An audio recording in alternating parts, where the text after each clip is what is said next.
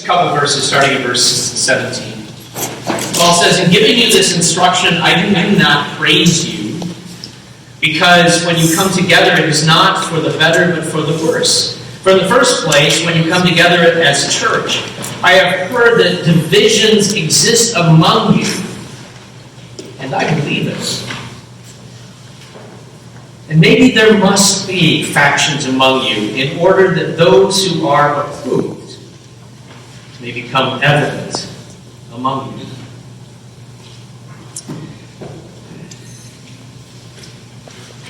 I remember when I was in high school, there was a student who I think maybe was operating in the world of agnostic or atheist, and he decided to challenge me theologically because, I was kind of known as a Jesus freak back then. And so he posed this riddle. He said, "If God is all powerful, can God make a rock so big that even God can't move it?" Well, without hesitation, I went, if God were to make a rock so big that God couldn't move it, it wouldn't be because God isn't strong enough to move it, but because there's no place to move it to.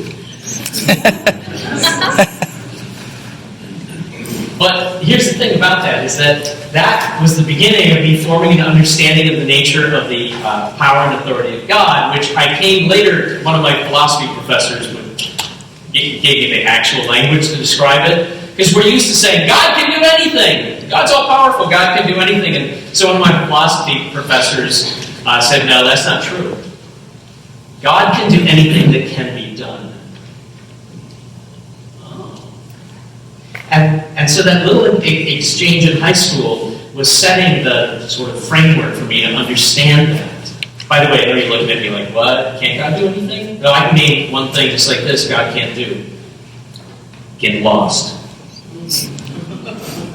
Right? God is everywhere. God cannot get lost.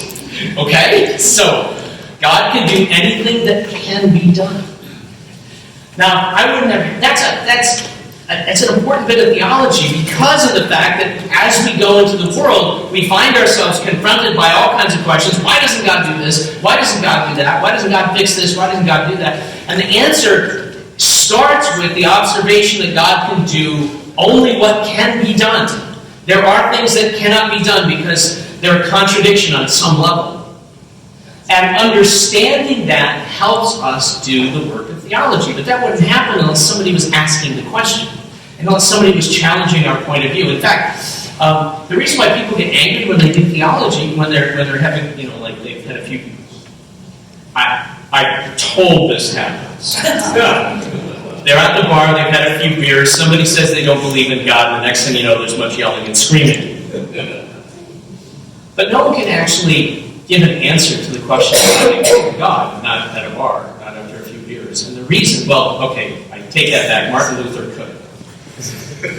For those of you who are in fact Lutheran, you know that this is true. They used to have they did Bible studies at bars over beer. So he could, but most people can't.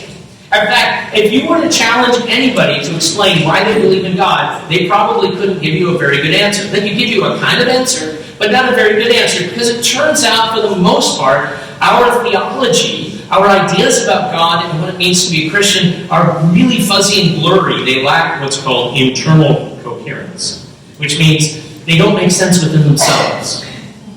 We haven't thought about it until somebody challenges us and forces us to think about it.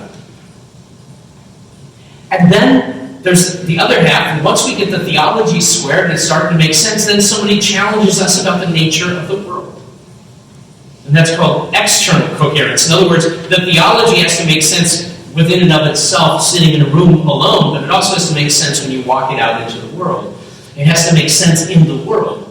And that doesn't happen unless we're challenged by the question. Here's what that means. I need heretics, and I need atheists, and I need agnostics, and I need blasphemers, because otherwise I don't think about it. I need them to challenge my faith, challenge my belief, challenge my ideas, because that's what forces me to process. I may have a reaction like, you're wrong, but it may take me months to figure out why I actually think that. But without them, I never would have gone down that road. And so conflict in the church, as much as we hate conflict in the church, is part of the life of the church. And we wouldn't have the theology we have if it wasn't for somebody saying something which we consider nowadays to be completely harebrained and nuts, which forced people to start to ask why they think that's harebrained and nuts, and begin to articulate in a meaningful way what it is that Christians believe and what it is they hold to and how they act and how they behave and how they do everything. It all comes from a place of challenge. All right, so here comes the commercial for the Lenten studies that follow. It's all about that. So when you look at the list, it's you've seen it in your bulletins, but it's also in this bulletin. It's like on the second to the last page. And you look at it, and you're like, I have no idea what any of this stuff is. You'll see like the name of a guy named Marcion, and something about Gnostics, and something about monophysite versus duophysite, and you're like, what it is somebody had an idea about God, and it just seemed wrong, and it led to an argument, but in the process of the argument, our understanding got clarified. That would never happen without the people who we look at and call heretics and unbelievers, the ones we would consider our theological enemies. So in that sense, you can make an argument that Paul is right when he says, yeah, I believe there's conflict and dissension among you, and I think it's got to be that way in order that those who are approved might be made manifest. Because we could make an argument that says, see, the theology that we've come to refer to as orthodox has become manifest. The things that we believe that define what Christians think has become manifest. Well, not all of it, because we're still arguing about stuff and our theology is still growing and developing, but at least, you can see that none of it would have happened if somebody didn't challenge our point of view. But I don't actually think that's what Paul is getting at. I mean, I think that's true, which is why we're doing a study for the next 5 weeks on that stuff, but I don't think that's what Paul means, because what is it that is the mark of our approval?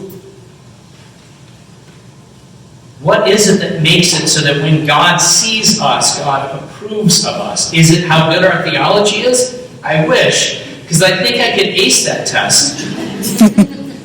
But it turns out, and I've read the Bible, nowhere in there is there a theology test. At no point in final judgment am I going to stand there and I'm going to be asked, okay, so which of these is the correct answer to this question? What is the relationship between the human nature and divine nature of Jesus in the Incarnation? A, the human nature is obliterated and only the divine nature exists. B, both human and divine natures exist simultaneously in fullness. C, human and divine natures are merged into a singular, indivisible nature. D, none of the above. I'd be like, ooh, I know. Guess what? Doesn't happen. Nowhere does it happen. But you know the question we get asked? When I was hungry, did you feed me? When I was thirsty, did you give me something to drink? Did you love your enemies? Pray for those who persecute you? Did you bless instead of cursing? Did you forgive? Did you show mercy? That's the measure.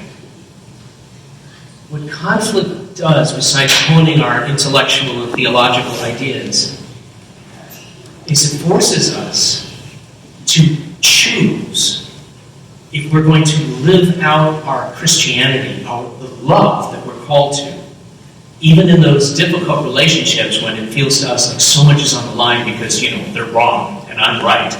And just ask them and I'll tell you. In other words, I might get irritated with somebody, but do I still love them? Do I still treat them with respect? Do I still show compassion and kindness to them? Even if I disagree with them? Do I call them a heretic and kick them out? Or do I call them a heretic and thank you very much for being a heretic because you're helping me? That's the thing that shows who those are who are approved. And so I don't think it's uncomfortable as conflict, schism, and stuff is in the life of the church. Maybe we shouldn't fear it. maybe we should recognize that it is our chance to demonstrate who we really are and to work on what it is we really believe. Can you find the prayer response? Please stand as we pray that together.